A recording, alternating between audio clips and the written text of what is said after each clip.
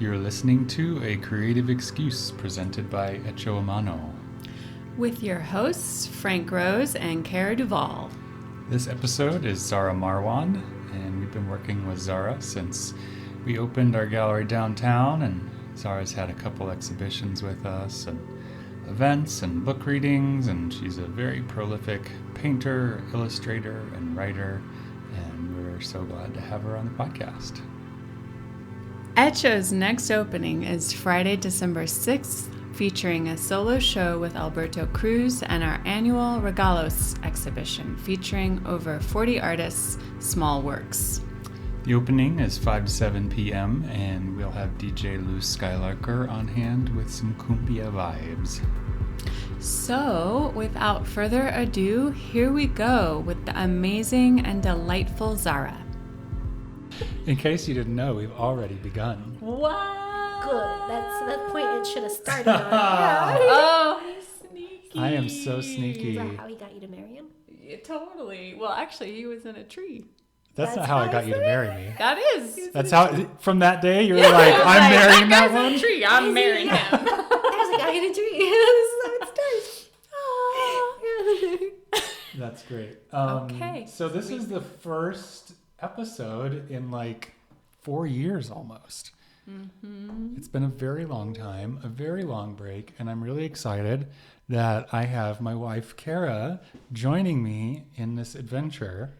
And, you know, maybe as we go along, you might be a little quiet to start. Mm-hmm. That's what you said?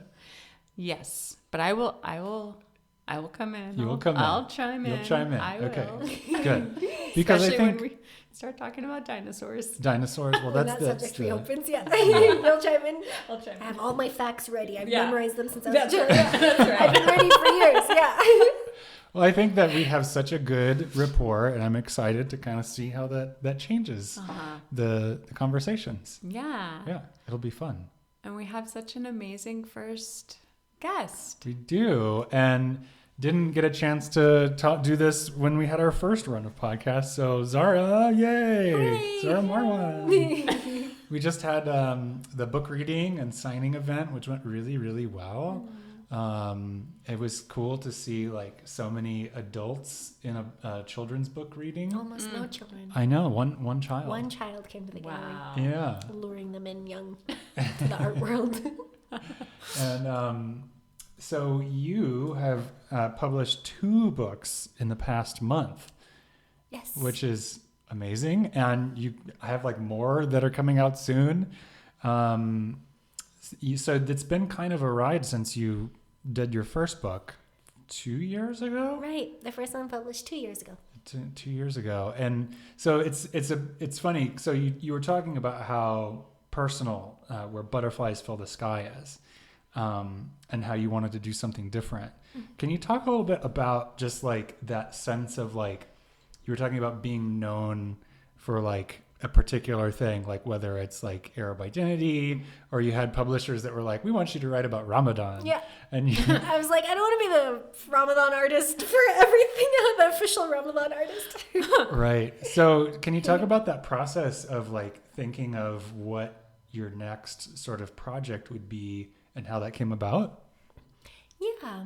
So I was very proud to work on the first one, on very real childhood feelings of leaving, not wanting to leave, coming to a place where people were generally good and kind and treated me like I belong, and talking about such a taboo subject that's been censored, and that's shameful to talk about, or maybe kind of dangerous to talk about in such a soft format like watercolors and simple storytelling. And then yes, I did feel like, oh no, is this the only thing I'm capable of doing?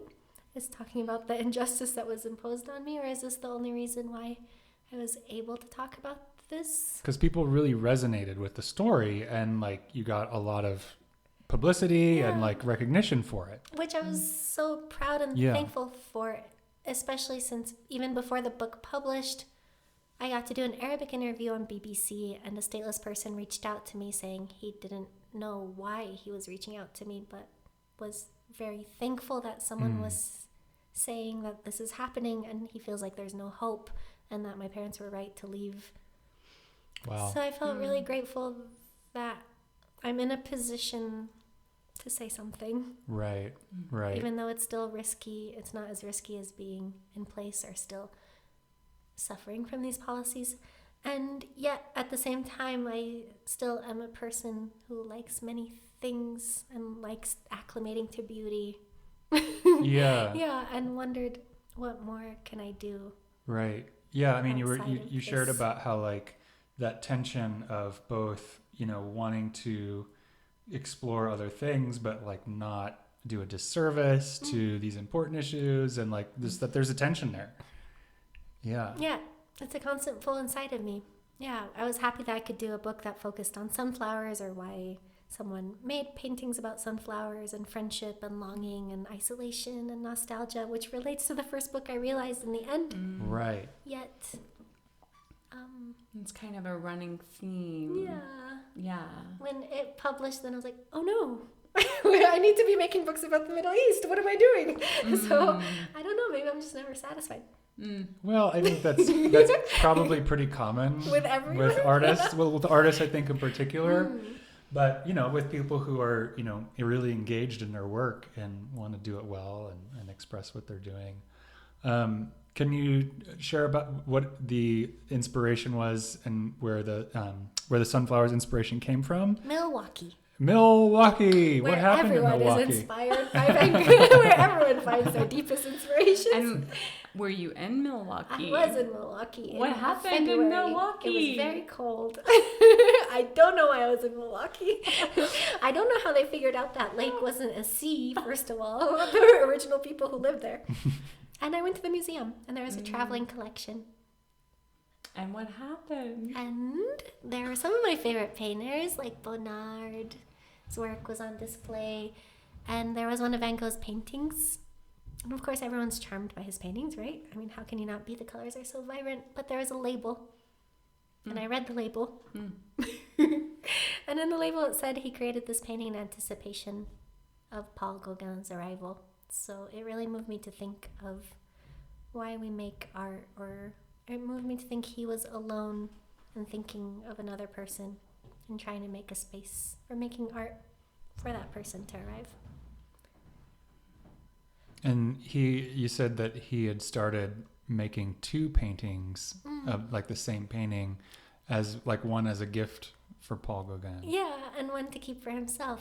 Like Yeah. his favorite paintings, he started making them twice. And I thought that was so beautiful. Yeah. Yeah. Yeah. It was kind of like, both slightly absurd and also Yeah. like beautiful to see like how much work he would put into something to make a gift. Yeah. Yeah. Can you talk a little bit more about that connection between butterflies and the sunflowers? Yeah, what originally was no connection at all whatsoever turned out to be a very real, similar. I'm like, wait, I just did the same exact story, except this guy's from Amsterdam, or I don't know, the Netherlands. Yeah. And in France. I always feel like this longing for Kuwait or my family, or I was saying earlier that my cousin sent me a voice note in Arabic 2 days ago that was like, did you decide if you're going to come in late November so I can be ready for you? And it feels like this is something I always think about. But I wonder if we all think of other people when we're alone. Do we? Do you? Yeah, sure. Yeah. I mean, those longings for connection, for belonging, for home. Yeah, it's pretty human. Yeah. Yeah, it's kind of, I think, why we tend to form groups and like connect with other together, people. yeah. And I think it's why we make art too. Yeah. To connect other people, to be like, this is inside of me. I want to share it with you, or I want to feel what it feels like when somebody else recognizes, what I'm experiencing, and here it is, in a painting or whatever. Yeah, that's beautiful. And then the other book, The Strangest Fish, you did not write. No. But you illustrated. And I do love it. Yeah. For what it is. Yeah. Yeah. And can you share just a minute about what that book is? It's October. It's fall. They go to a fair. The main character goes to the fair, and she wins a very strange and ugly fish. And her sister wins a koala.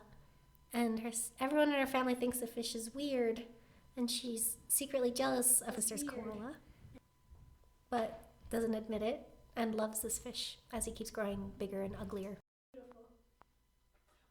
I'm curious what, if anything, sparked that.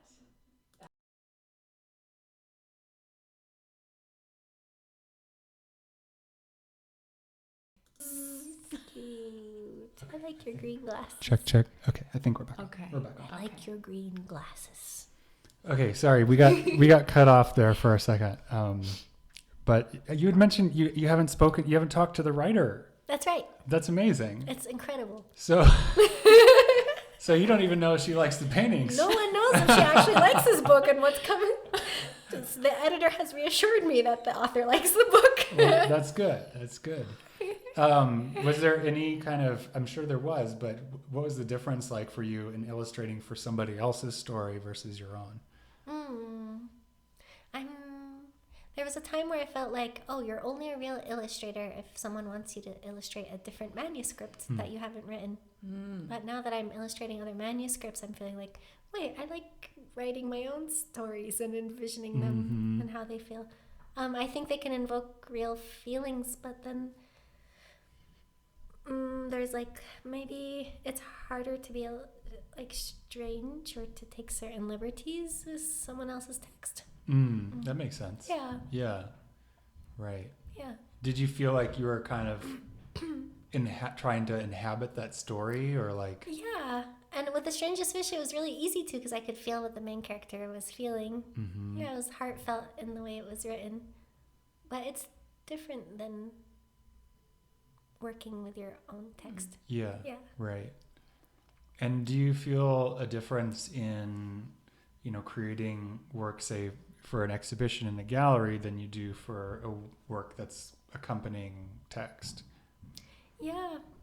A lot of times I revolve my paintings for an exhibition or gallery on written ideas and text. So I still rely a lot on language, and then there's just so much more liberty to making paintings. Right. Yeah. Right. But then in hopes that the compositions are still beautiful, or that it's aesthetically pleasing, or the colors work. Yeah. Without a publisher and editor telling you why it doesn't work. Right. Right. Yeah. Making it work and hoping it feels good. Right. Right. What's next? You have a few books kind of upcoming. What are you working on now? Yeah, the next one is called Sakina and the Uninvited Guests. And a dust storm settles on the city, and she goes to a museum to see Mesopotamian art reluctantly, with her mom not wanting to, rather go play. And the sculptures come to life. My favorite character is a crocodile who's full of poems that they had found in the late 1800s while looking for mummies. So the crocodile reads her a poem. Yeah, Nice. and she relates to the ancient art as her ancestors. Nice. Did you write that one? Yeah. Yeah. Oh, cool. Yeah, and more books about art. Yeah. That's wonderful. Yeah, Do you feel like writing has like engaged your creativity in a new way? I think so. I don't know what a painting could be if it wasn't based on writing or an idea. Yeah. What do you? Or how do other? I don't know. What do other? Well, How do other artists create? I think for me, like a lot of my creativity comes from an impulse that doesn't have words. It's more kind of like a feeling and a movement, and words don't really come to it until later. I don't always have words for what wants to come through.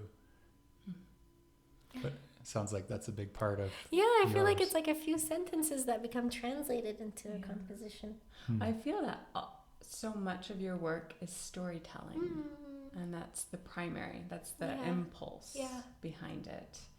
And that's not the case for, like Frank said, everyone. Right. But when I'm with your work, it's always telling a story. Yeah. That That's seems lovely. yeah. And kind. Yeah, very much. And I wonder if, you talked a little bit about some of like the little scenes from your life, illustrating that. I mean, and a lot of the work that you've done in the past I've seen is like something you've experienced and are translating it into an image. Yeah. Yeah, because these mundane things, I feel so magical most of the time. Mm-hmm. Yeah. Would you say that you are a seeker of magic? I think it's always happening. Yeah. It's like the magic's always happening. Like, what? How has no one noticed? Just kidding. Why haven't they seen this? Unless they all are. I don't know. But yes, I feel that also when I'm looking at your work, that it's these mundane moments, seemingly mundane moments, and then there is this spark. There's something synchronistic, or that the magic is coming through. Yeah. Or maybe that's what it is it's like you're taking this scene that might seem mundane to a lot of people and maybe even to yourself in the moment, but you're recognizing this other level of experience, and the painting in a way kind of distills that and takes that magical element, and it's like, here it is, here's the magic. Yeah. Thank you. Yeah, it's true. I'm going to listen to that again and again. Just kidding. I'll be the only one who listens to this on repeat. Wow, we got like 50 downloads today. Wow. All from the same address. And just listens to the same 30 seconds again and again. Is there anything in your life right now that's sparking you with going into the realm of magic and the mundane? Yeah. I went to a Palestinian wedding in like a suburb strip mall that was really like, on the outside was like, oh my gosh, this is nowhere anyone would ever want to be. The dancing that was taking place and the different people from the different countries, and there's so much joy and so much food, and I don't know, that was magical, even though it was like next door to a gas station. Was that part of the experience though, is like having that sort of contradiction of like, oh, this is like a really weird exterior, but then you go inside and it's like, whoa, this is totally different. Or everything about it is like, everything's like, it's like what the people brought was so magical. Mm-hmm. That's kind of like the core of a lot of like, especially fantasy stories, is like going from, quote unquote, the real world into some mystical version of the world, and that kind of flip that happens, when you change your perspective. I don't know. I kind of think that that's like just a magical quality that we all have. Yeah. That we can change our perspective. And while it's happening. And that's really, that's kind of amazing that we can do that. Yeah. And it totally changes our reality. Yeah. I love it. I do too. Yeah, very much. I keep on thinking of The Lion, the Witch, and the Wardrobe. And all the little children going through the wardrobe and then into Narnia, into this whole different world. Yeah.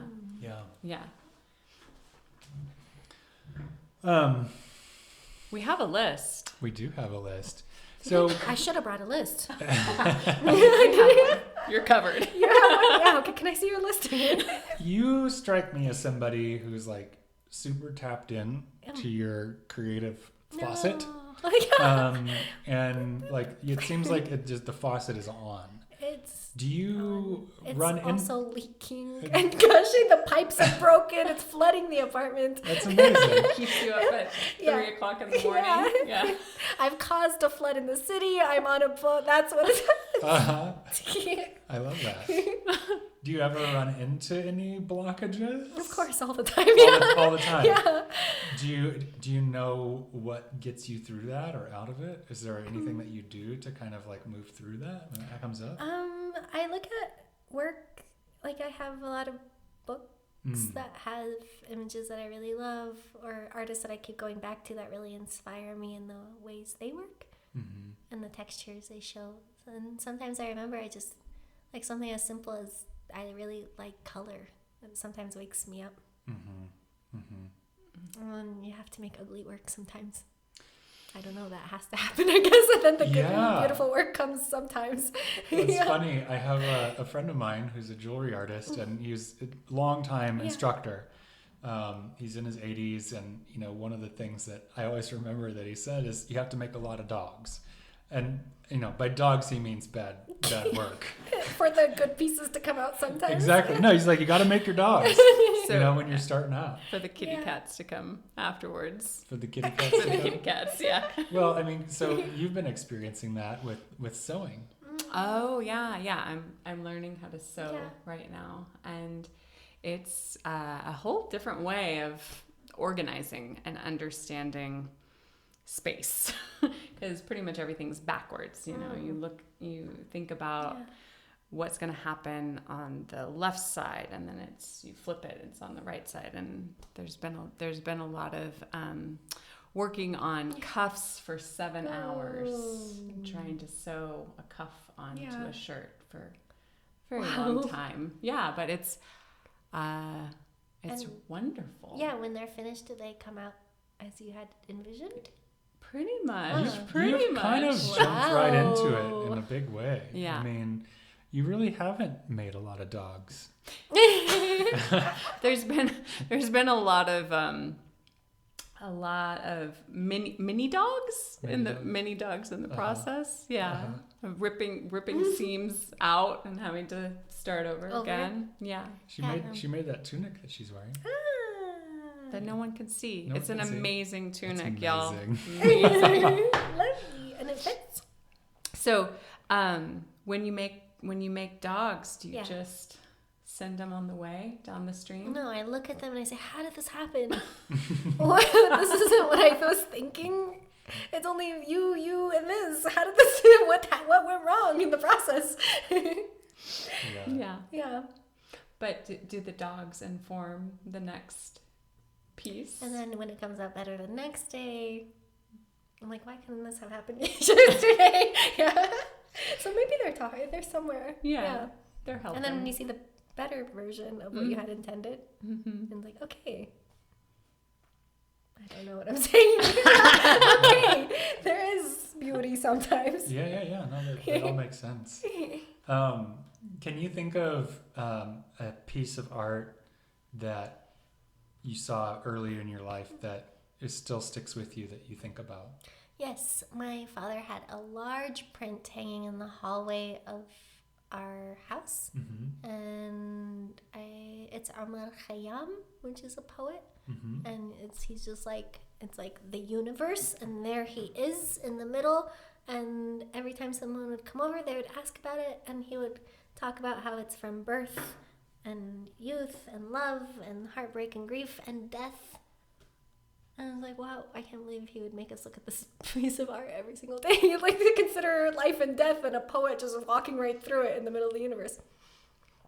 And so what did that do for you? How do you think about it now? How do I think about it now? I mean, I still sometimes think of like when I'm 60 looking back at being 35, am I making the right decisions or doing the things I really want or intend to? Do you feel like you're doing that? I don't know. I'm always wondering. You're always wondering. Yeah. How do you kind of feel when you know you're on the right track, or what does it feel like when you have the sense of you're on the right track? I mostly do feel like I'm on the right track, and then have these like unclear desires of wanting to do more. Yeah, but not really sure what that is. Yeah. But can feel like there's something stirring vaguely. Well, I guess the opposite question is, how do you know when you veered off? When you veered off. Yeah.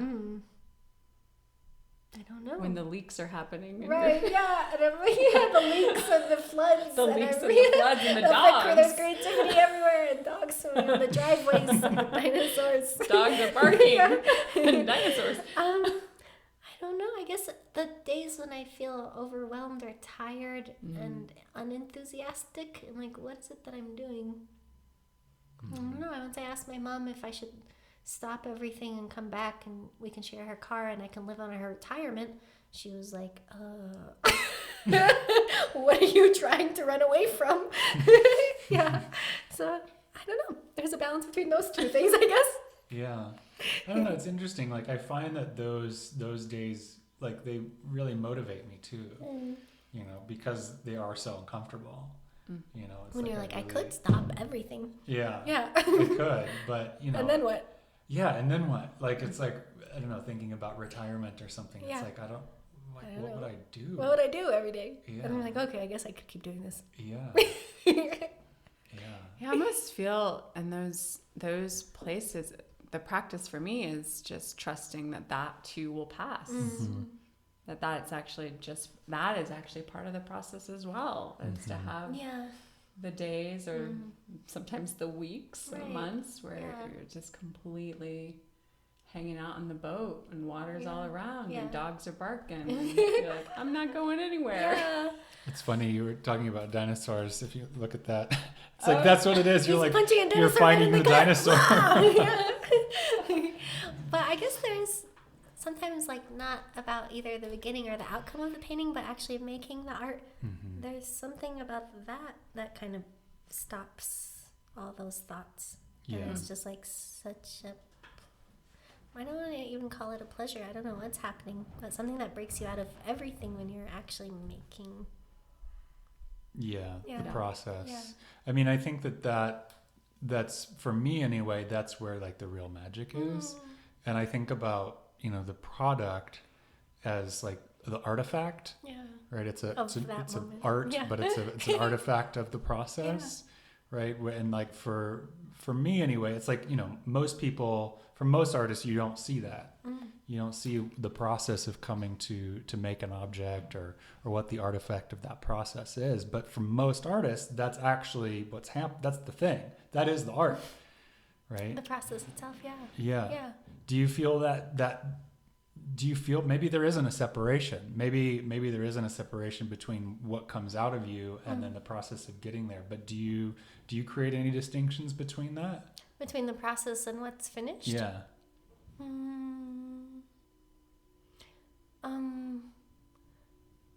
I mean, I really care about the story and the image that's finished. Mm-hmm. So I've recently started like I don't even want to call it studying, just like playing with color more in a sketchbook, which is more abstract.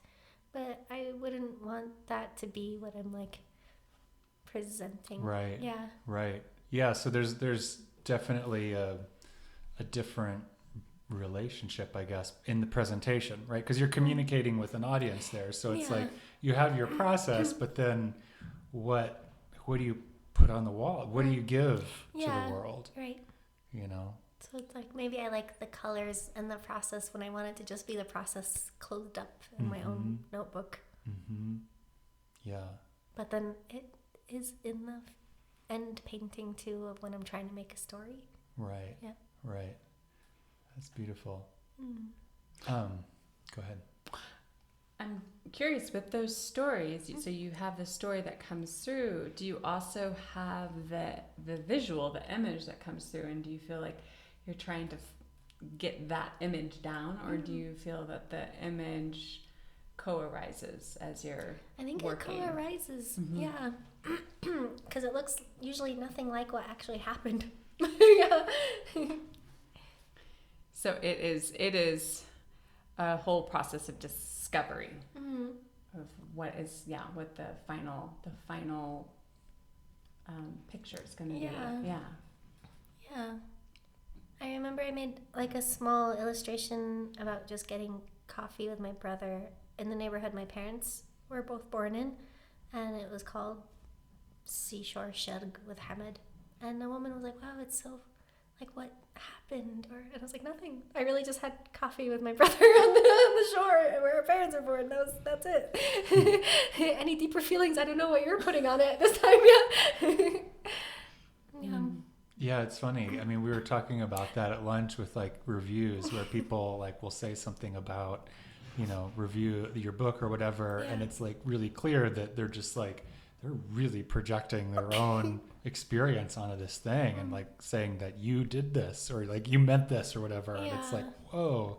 But like everybody's doing that. I mean, there's like such an amazing relationship that happens when you introduce something to an audience, and it almost, I don't know, it gets away from you in Yeah. a way. It almost becomes less yours. And I feel that way, about the gallery. It's like, Yeah. creating the space early on, it felt a little bit more like, of course, I could control the variables a little bit more. It was smaller. We were just starting out. And as we've gone on and on, it's like getting less and less about me, and there's just so many more people involved, and it's just developing this life on its own. It's an amazing thing to watch, Yeah. I did a school visit Thursday, and there was a kid who his mom bought the book, and she said he loved it, and I was like, does he, or are you like making him love it? And then when she left, he said, I love this story, and I was like, really, you do? Like, it's amazing. Okay, that's you just got here. I feel like you're only 8. I don't know. It's beautiful that you can relate or love art already.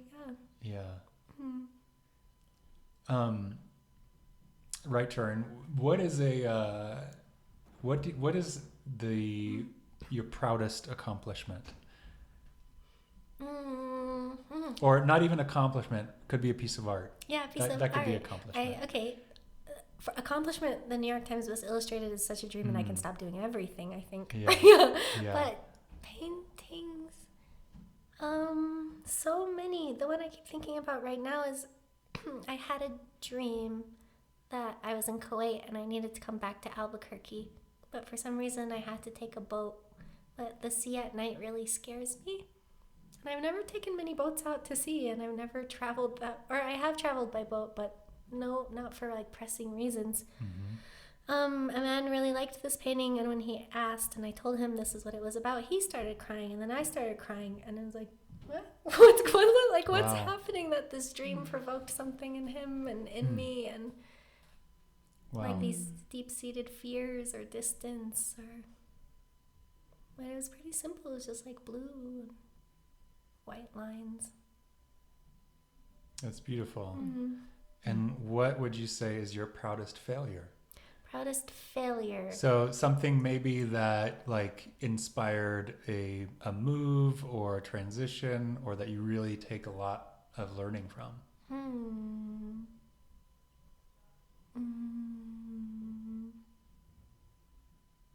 Of like something which I've started and failed? Maybe. Something that didn't go the way that you wanted it to go, but you learned a lot from.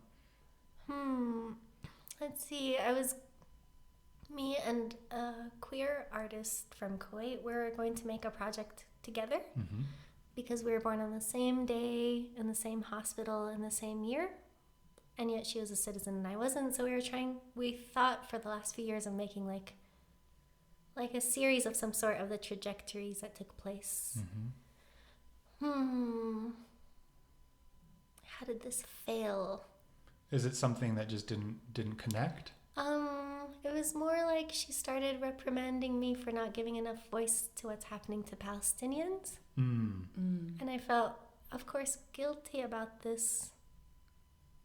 But in a lot of ways I've wondered, like, how do I authentically say or talk about injustices? I don't know. So it sounds like you all had really different ideas for the project. Yeah, or that she left the project thinking I wasn't caring enough about what's taking place. Why am I'm not proud of this. But it sounds like maybe it provoked some questioning for yourself. Then like as the year went on, it's like I met a Palestinian political prisoner who was held for 10 years, and like being able to I was able to make him laugh at the conference we were both at. I was like, oh, how could someone who actually suffered these things be so kind? Yet this person who hasn't is like reprimanding me for not doing enough when I don't know what she's doing. I don't know. Yeah, it's interesting. I mean, it does sound like that. What I hear on like maybe the more surface part of it is that you all had this idea, which sounded like a really cool connection, but didn't end up working out. Right. But it also you had this experience of somebody maybe projecting what they wanted the project to be about onto you, and maybe or even like how I should be behaving outside of Yeah, the project. right. Yeah. Right. Yeah, it's an interesting thing. I mean, we were talking about that at lunch too. Yeah. So going back to, the podcast, when I stopped doing it, it was, right after the pandemic started, and it was right after George Floyd was murdered, and all of this uprising was happening, and I felt uncomfortable sharing my voice at the time. And I think where I really have come to now is that we all have our voice and our particular viewpoint to share. And there's, of course, certain times when different viewpoints or voices should be front and center. But I felt this conflict about what is my place in sharing how I see the world. Yeah. And is it important, I guess? Yeah. Maybe that's what it is. Right. Is how I see the world important in light of really big and oftentimes tragic and terrible things happening? Does what I do count? Right. And I've wondered that a lot this last year. Yeah. I really care about these people having their homes or equality or the injustices they've suffered the last 75 years. But I don't know. I'm not informed enough, I don't think, or probably not the most, there are actual Palestinians saying. Yeah. So on the one hand, you're how do I contribute to this? And on the other hand, it's but authentically. Yeah. Not just to be woo, me too. Right. I am in solidarity, but I don't know how to do it authentically to support you. Yeah. And then also, if I'm doing other things right. while you're suffering, am I doing you a disservice? I don't know. Yeah. There was, I read someone posted a quote from, I don't know who. It was something about needing to tear a building down and needing all the different kinds of tools. You need your hammer, you need your chisel, you need your brooms and mops, and it takes a lot of different perspectives to create change. And the things that we have that were are truly our own, that really come from our heart, do contribute. And I've I'm not an activist, and I've never felt that kind of movement to go in that way or to act in that way, and I've certainly struggled with that or wrestled with that. And I think that where I'm at now is really in how can I be more sincere in what I'm doing now, and how does that serve my community? How does that serve the people around me? How can I give more in that way? Because that's what's coming out, and that's probably what I'm going to be best at. If it's naturally occurring. On that point too, I still think a lot I've cared so much about statelessness in the Gulf, and even cousins who are still stateless, or the week I was going to receive the award from the Human Rights Commission, my mom told me a few days earlier, started crying over his lunch, and he's 38 and he just wished his life would be easier. And it felt okay, it's amazing that someone's thank you for speaking about statelessness, but I haven't brought any actual change to someone I know very personally who's I just want to be a normal person in society. So it is, there's always this I don't know if I want to call it shame, but kind of. Well, I think we all want to do more. Right? Help. I think that's a natural impulse that, if we're being true to our human selves, we want to help. And we want people do good. to see that they're living well, and that they're also have access to everything they need. And and at the same time, we can't shoulder the burdens of the world. Right. It's impossible. Yeah. Wow, that's a lot. I'm really glad that came up. Did you have something to share about that? I was thinking about also how holding those tensions do change us, and the ability to have a greater capacity to hold those tensions and still show up in an open, curious, loving way. And that is a huge gift and a service. So I was thinking about just going through that process with the artist and having this reflected to you, and then having the capacity to listen and reflect and hold that tension is a way of being of service. Yeah. Rather And than it to also shut felt down. like we're obviously on the same side, so why are you attacking me? And it also makes me feel like, oh, I hope I never treat someone this way. If they're like, how do you bring people in? It's supposed to be like, yeah, like we're not even conflicting in what we think should be happening, you know? Right.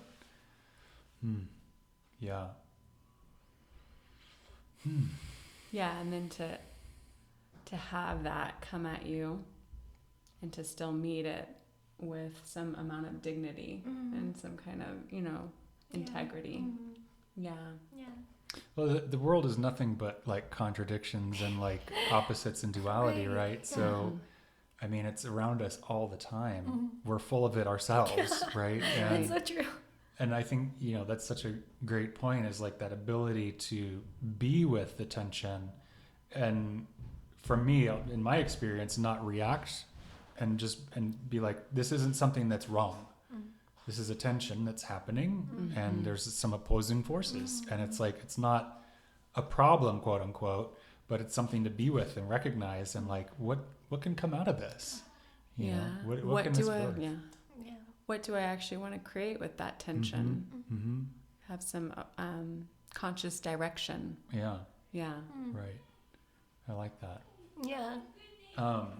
I think we should move into maybe a couple softballs. Yeah. Softball questions. What are softballs? We don't start with the softballs. We end with the softball. We get deep. We begin deep and then we go soft. We just dive deep. What's your favorite color? And Green. then we end with dinosaurs. Yeah. Let's see. What are you reading or listening to right now that you can't get enough of? What am I reading or listening to? What am I reading? Or binge watching. Oh, I can't. Or binge watching. Reading or listening to that I can't get enough of. What was I listening to? Or reading? I met someone this year who said she reads like 150 books per year, and that's not me. I read 2 novels and 2 books of poetry, and 3 of those were written by the same person, and I started reading his work because I saw someone make art for a review of his book, and I become obsessed, and sometimes I just go back and read the same poems again and again. Who's the writer? Kaveh Akbar. And where's he from? I think he immigrated to the United States when he was 2, so originally Iran, and then is here. Kaveh Akbar? Yeah. Okay, cool. I'll look that up. What if you had any superpower? Yes. What would your superpower be? Sleeping through the night. waking up at 6 a.m. Going to bed at night. Waking up in the morning. Yeah. Sleep at night. Wake up in the morning like a normal person. That is a superpower these days, for sure. Yeah.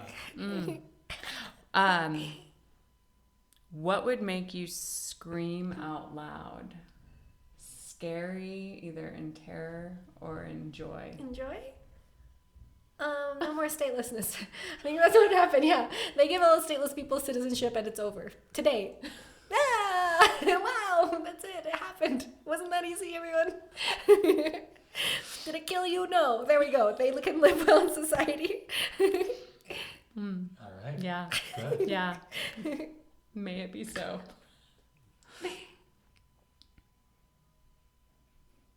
Okay, I'll go. I'll throw you a softball. You guys have the same list, or are they different We lists? do. Oh. Okay. So, when's the last time something beautiful made you cry? Oh, God, I'm always crying at beauty.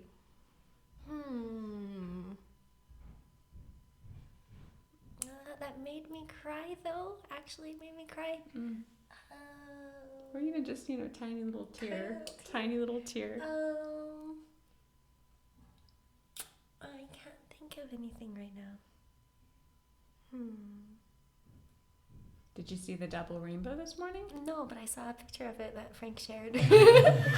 I told you I don't wake up that early, remember?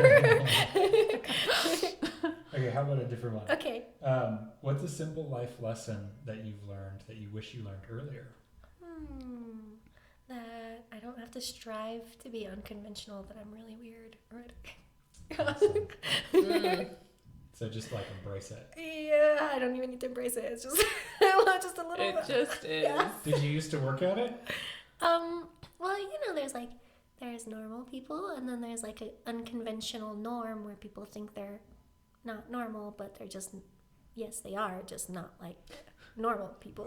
And I thought like I had to work really hard to be like that normal, but I don't need. Yeah. Oh, I see what you mean. So you felt like you had to strive to be like alternative. You had to strive to be alternative. But I don't need to. It's just there's nothing normal about me. Yeah, I realize it. Yeah.